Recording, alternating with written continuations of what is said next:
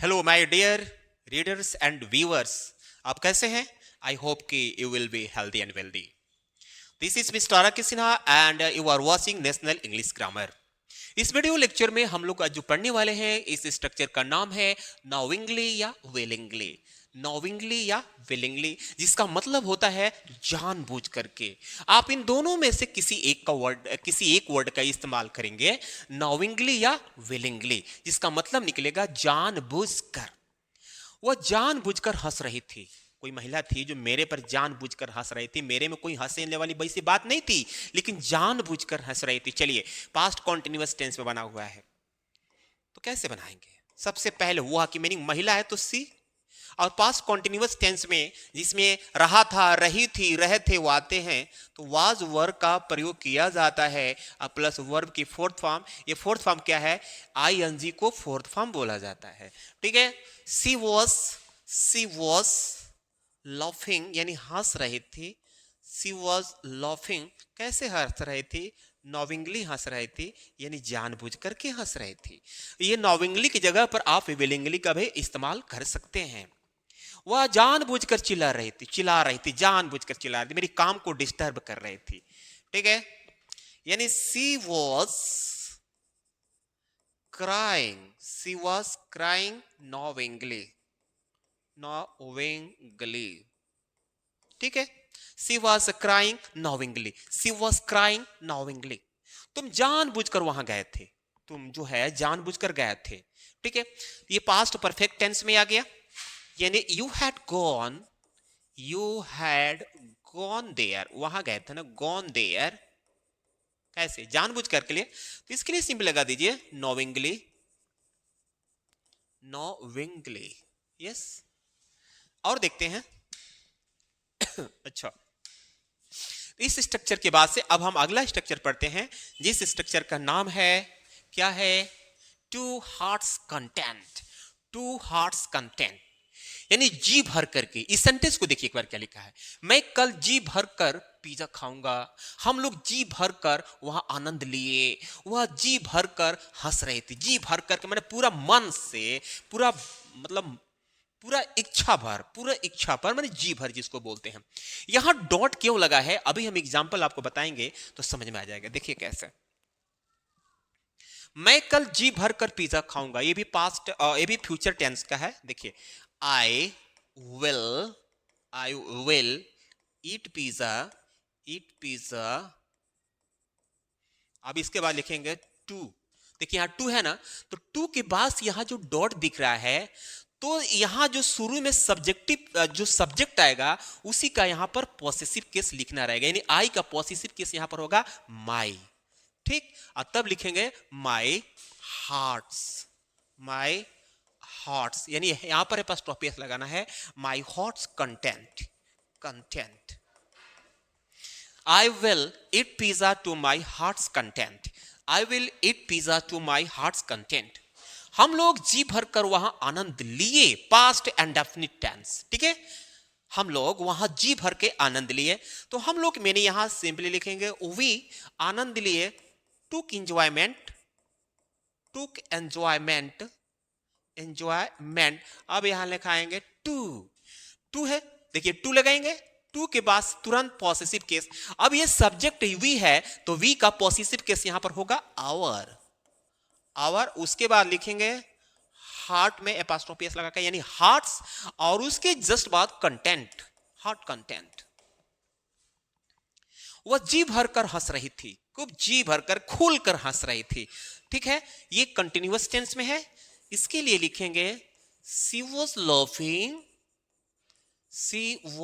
Laughing to.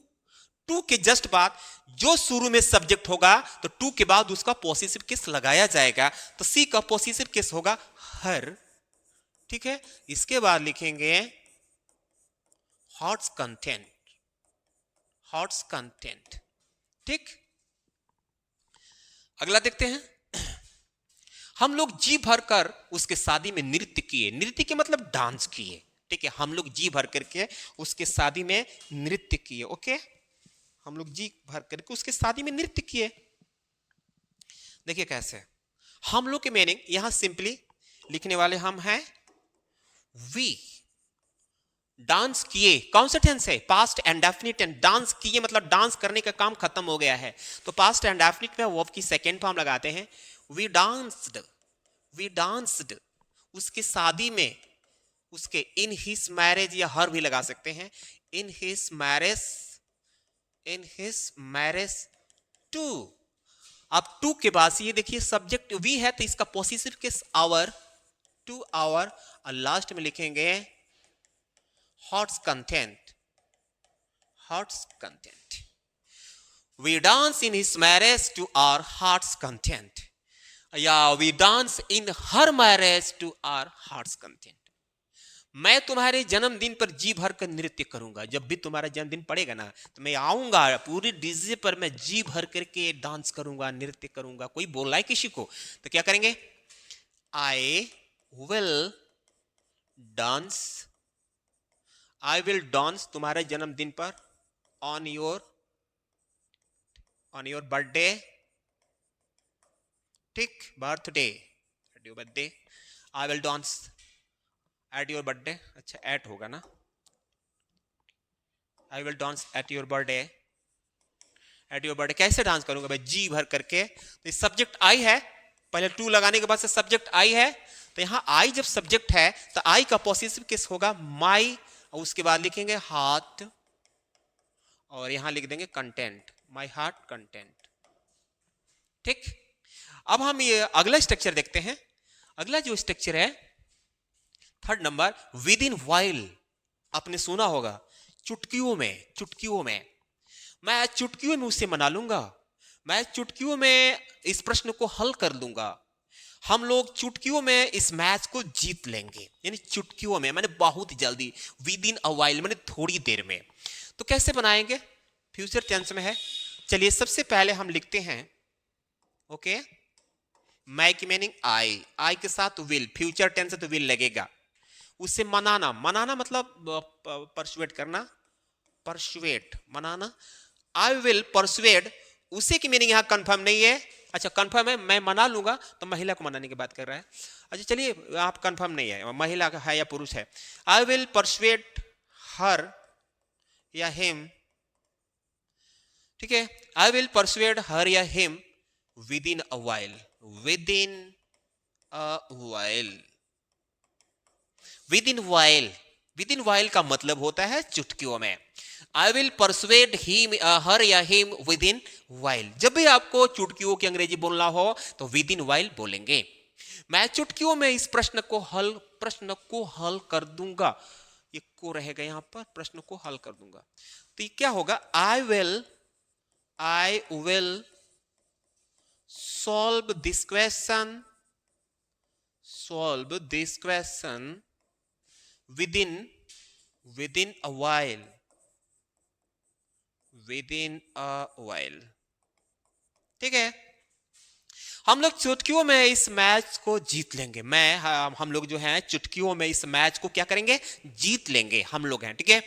तो सबसे पहले लिखेंगे वी विल, विन मतलब जीत लेंगे इस मैच को, to this match, to this match, to this match. कैसे जीतेंगे भाई? चुटकियों में ना, तो यहां पर सिंपली लिख देंगे with in a while, with in a while, okay. तो फ्रेंड्स आप करेंगे तो ठीक है। इस तरह के वीडियो पाने के लिए आप सब्सक्राइब कीजिए, शेयर भी कीजिए। मिलते हैं अगले वीडियो में, तब तक के लिए धन्यवाद।